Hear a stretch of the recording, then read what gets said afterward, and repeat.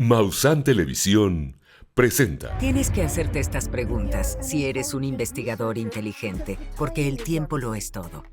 En cuanto veo a la gente conmoverse, incluso si la historia es loca, si está emocionalmente involucrado, mejor la escribo. Lo que más me fascinó fue que la madre alienígena dejó que su hija jugara con un niño humano que estaba en la aldea.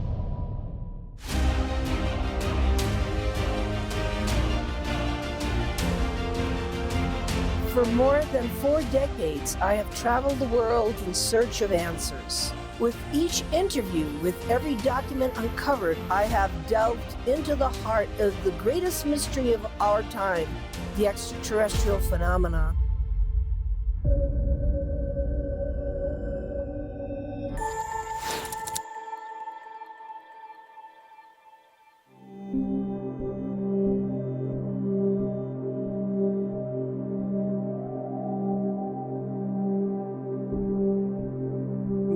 Mi nombre es Paola Harris. Hola a todos, ha sido un placer platicar y compartir mi viaje con ustedes. Ha sido un viaje muy largo, han sido casi 45 años de investigación en persona.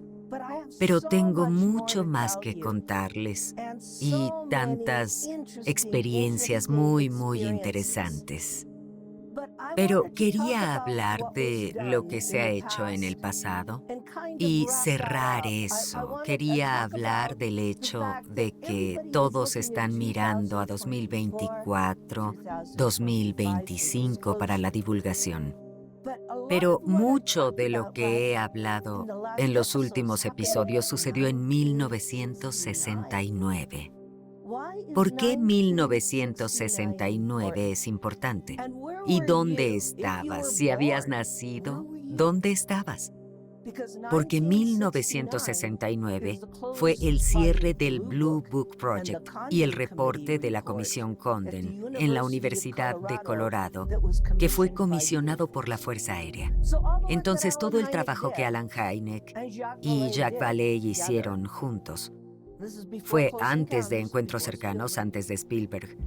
Fueron a la Universidad de Colorado y Edward Condon, a quien le pagaron para decir que no había nada allí, hizo un gran reporte que está en la biblioteca, diciendo, no son amenaza y no hay nada que estudiar aquí. ¿Sabes? Alan Hynek y Jacques Vallée esperaban que esto abriera las puertas para un estudio serio. Alan Hynek también era profesor de universidad. Y Jacques Vallée, que era físico y astrónomo, estaba interesado en todo. Creo que Jacques trabajaba en Texas en ese momento. Recuerdo que me dijo cuando quedamos para tomar un café que estaba indignado, que estaba tan molesto de que volví a Francia. Sabes, hay tantas personas que han dedicado sus vidas a la divulgación. Y luego tienes, en 1969, lo que fue la Guerra Fría. Y esa es la fecha, 1969, cuando los misiles se apagaron en la base de la Fuerza Aérea de Malmstrom, en el norte de Dakota. Y eso fue un incidente ovni. Ahora, si fueran agresivos, los misiles tenían bombas nucleares. Si hubieran solo cancelado los misiles y hubieran dicho humanos están locos, no vamos a dejar que arrojen esos misiles a Rusia por accidente. Pero, ¿qué hicieron en Rusia? Al mismo tiempo, activaron los códigos. Entonces los misiles en Rusia se desactivaron, porque los códigos se activaron para Estados Unidos. Y fue muy aterrador para los rusos, porque no podían detenerlo. Fue un mensaje. Entrevisté a Robert Salas, que estaba en la base en 1969, y le dije, Robert, cuando estabas en la base, ¿qué pasó? Dijo, todos los soldados gritaban asustados, querían bajar, tenían miedo, estos grandes globos de luz estaban encima de los silos. Y dijo, estaban aterrados. Le pregunté, ¿eso estaba en el Blue Book? Y dijo, sí. Comenté, pero Robert, desde que estabas en comando, ¿qué sentiste tú? Y después de un par de años, Robert se sentó conmigo a tomar café y dijo, en mi cabeza, ellos dijeron, podemos paralizarlos. Dije, ¿escuchaste eso en tu cabeza? Podemos paralizarlos, podemos detener los misiles del todo. Le dije, Robert, este es un mensaje increíble. Significa que cuando nosotros nos preparamos para destruirnos, ellos pueden paralizarnos. Recuerden, es 1969. Así que estas son las cosas que este programa va a contarte, porque hablé con estas personas. Robert Salas estaba en la Asamblea de Ciudadanos, todos en la Asamblea de Ciudadanos, todos los congresistas retirados y el senador Gravel de Alaska, el senador independiente. Y hay fotos mías con el senador Gravel. Y estaban asombrados, porque estos son datos. Esto no es ciencia ficción, no es un chisme, no son tonterías, estos son datos. Y esos senadores, los congresistas, saben que es un tema de seguridad nacional porque dicen, los ovnis vuelan en nuestro espacio aéreo. ¿Y bien qué tenemos hoy? Estoy mirando TV y ahora está llena de drones. Entonces, ¿cómo sabemos la diferencia entre un ovni y un dron? Ahora tenemos que mirar esto con seriedad. El ovni se confunde con un dron se confunde con un ovni. Entonces, estamos ante una discusión seria. 2013, la Asamblea de Ciudadanos, con muchos testigos latinoamericanos que estuvieron ante estas personas, levantaron la mano y juraron decir la verdad. Y los testigos eran personas militares. Porque creo que el problema que está sucediendo es principalmente con las bases militares, porque sus pilotos no saben si dispararles o no. No saben si dispararán de vuelta. Y ellos vinieron a la base, básicamente para decir aquí estamos. Y recuerden esas palabras, cuando se preocupen de que el mundo se va a destruir. Nosotros podemos paralizarlos. Maussan Televisión. Buena televisión.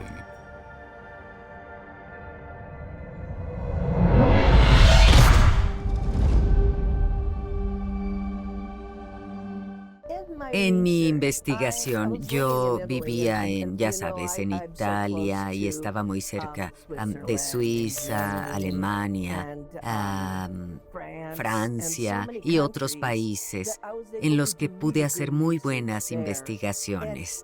Y en los siguientes episodios, todos van a querer saber sobre el caso de Billy Mayer en Transmit Rudy. Y Maussan Televisión estuvo allí.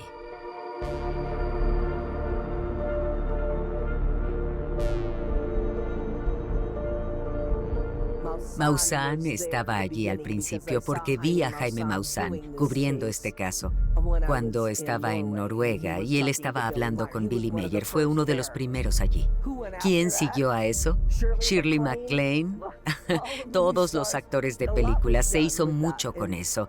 Y es un caso increíble porque sucedió en 1979, antes del Photoshop, antes de que pudieras manipular nada. Y las fotos son las más bellas de ovnis que hayas visto porque los pleiadianos decidieron mostrarse ante el mundo.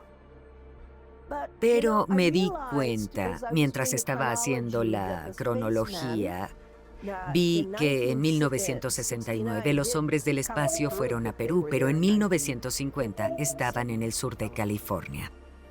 Y estamos hablando de lo que llamo el movimiento espacial Brother, en California del Sur, en los años 50. Y vas a decir, ¿por qué 1950? ¿Por qué California? Tienes que hacerte estas preguntas si eres un investigador inteligente, porque el tiempo es todo. California siempre ha estado abierta a nuevas ideas y abierta al New Age. El New Age empezó en California. L. Ron Hubbard, la Dianética, todas estas nuevas ideas. Pero algo sucedió en California en los años 50. Tuvimos a Yogananda de la India y todos los californianos y el Instituto Nueva Luz que Yogananda empezó fue muy espiritual. Porque cuando terminemos la serie, verán que el mensaje es espiritual y de conciencia. Entonces los extraterrestres de este lugar en particular dicen, oh, estas personas están leyendo a Yogananda, están leyendo la autobiografía de un yogi. Y es tan interesante porque todos los que he conocido, que son estudiantes o alguien que es un profesor, han leído la autobiografía de un yogi.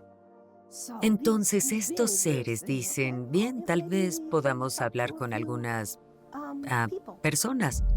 Y fueron con George Van Tassel, que trabajaba para Lockheed Martin, y Orfeo Angelucci, que trabajaba para Lockheed Martin. Van Tassel creo que trabajaba para Douglas Aircraft, e incluso contactaron a Howard Hughes. Y contactaron a todas estas personas porque venían en forma humana. Venían en forma humana. Y encontré que esto acabó en los años 70. Porque el gobierno lo sabía y todo lo que importaba era la nave. Entonces, ¿a dónde irían estos extraterrestres? No tuvo éxito. No hay un mensaje espiritual. Pensaron que podían subirse a la ola del New Age. No sabían que el movimiento New Age era comercial. Ellos no sabían que no todos pensaban como Yogananda. Entonces ellos pensaron, ¿a dónde podemos ir para tratar de dar un mensaje para que llegue a América Latina? Llegaron a personas como Sisto Paz Wells y Charlie, su hermano, y todos los jóvenes que estaban involucrados en estos contactos en el desierto de Chilca. Y cuando encontré eso, tuve que venir a América Latina. Tuve que hablar con Sisto Paz. Tuve que ir a Canadá para encontrar a Charlie, que ahora es Verónica Paz Wells. Tuve que ir y hablar con Ricardo González, Enrique Villanueva. Hay tantos contactados que están en mi libro. Tuve que usar un intérprete. Pero no importó porque me di cuenta o descubrí que desde el sur de California, y ni siquiera sabía que Adamski tenía un rancho aquí en México. Él vino a México porque América Latina es la clave, es el secreto, es donde pueden venir y mezclarse con la gente. Tengo tantas historias. Y las personas piensan que es normal, piensan que son personas como nosotros. No están predeterminadas a pensar que la única parte de la ufología son las abducciones. Eso genera dinero. Y no creo que todos estén siendo abducidos en 2024. Suena estúpido para mí. Es un programa que, si hubiera sucedido, debería haber terminado. Y solo había un grupo que lo estaba haciendo. Ellos viven entre nosotros. Pueden mezclarse, pueden acercarse a la gente. En este punto no puedes notar la diferencia. Si los piensas como personas, como seres humanos. Se dice que el modelo es el mismo. ¿Sabes? 2 brazos, 2 piernas. Es el mismo modelo que Dios creó. Así que, aunque parezcan un poco diferentes y todos nos vemos diferentes, es el mismo modelo del cuerpo. Todas estas historias que compartiré con ustedes. Pero la cosa que realmente me dio el mayor impacto en mi carrera fue Latinoamérica. Y luego empecé a preguntar, ¿por qué aquí? Y de nuevo, no puedes tener una relación de iguales con un extraterrestre. Vienen de otras partes, otras dimensiones, puede que ni siquiera sean sólidos, pueden ser seres de luz. Pero puedes tener una sola cosa, puedes tener una conexión de corazón y una conexión de conciencia. Y desde mis viajes, los latinoamericanos tienen los corazones más grandes.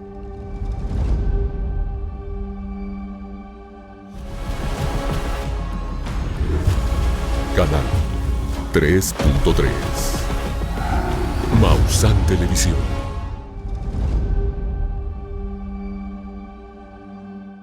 Bien, vamos a volver a Nevada.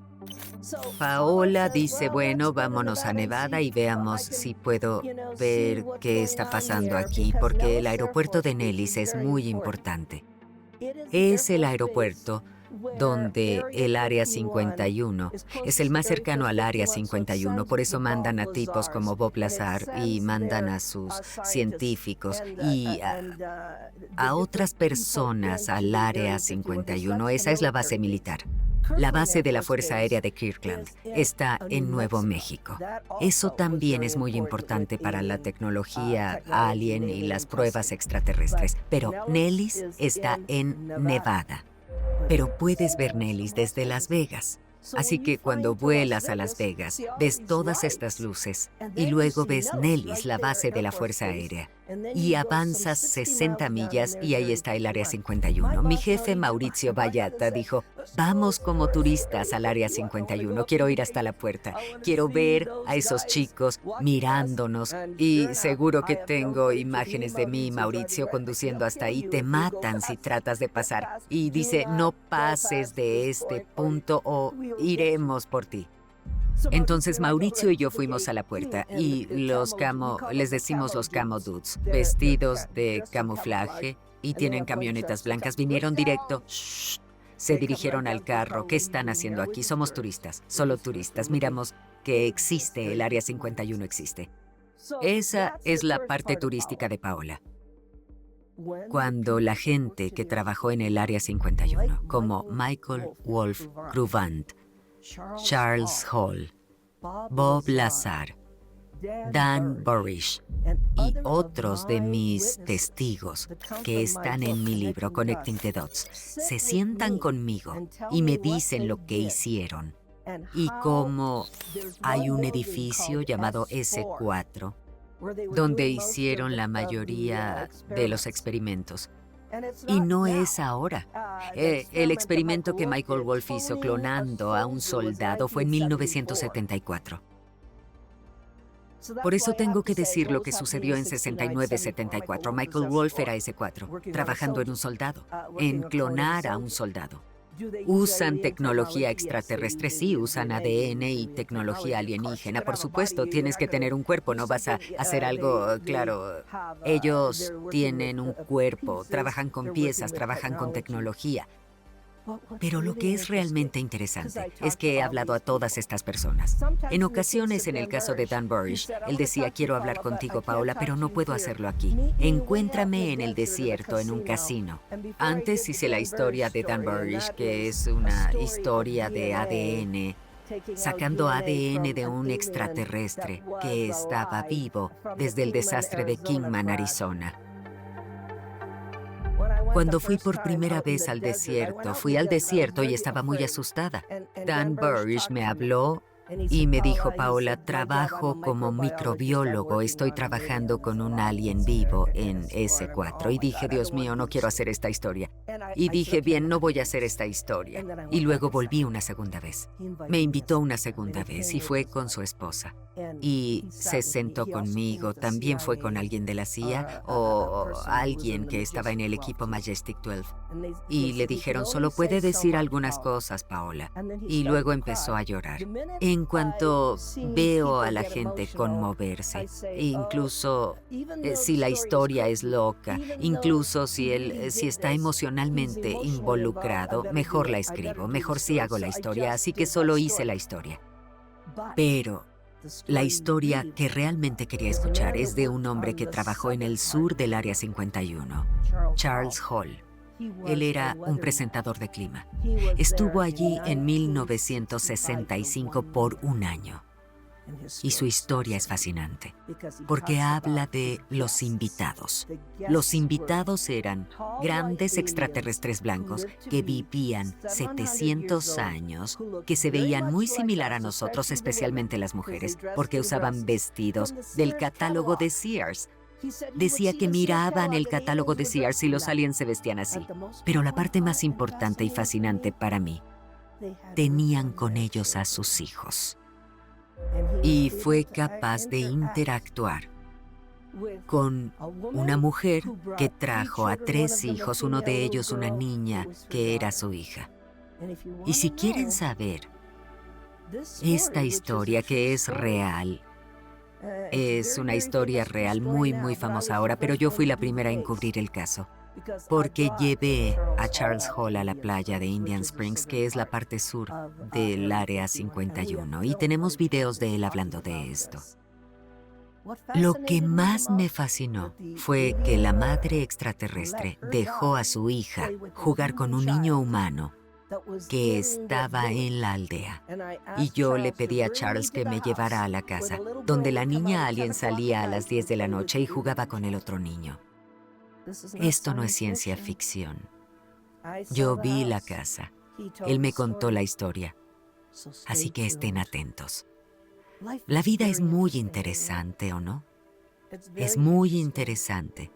Y sepan que nuestra realidad no es lo que piensan que es.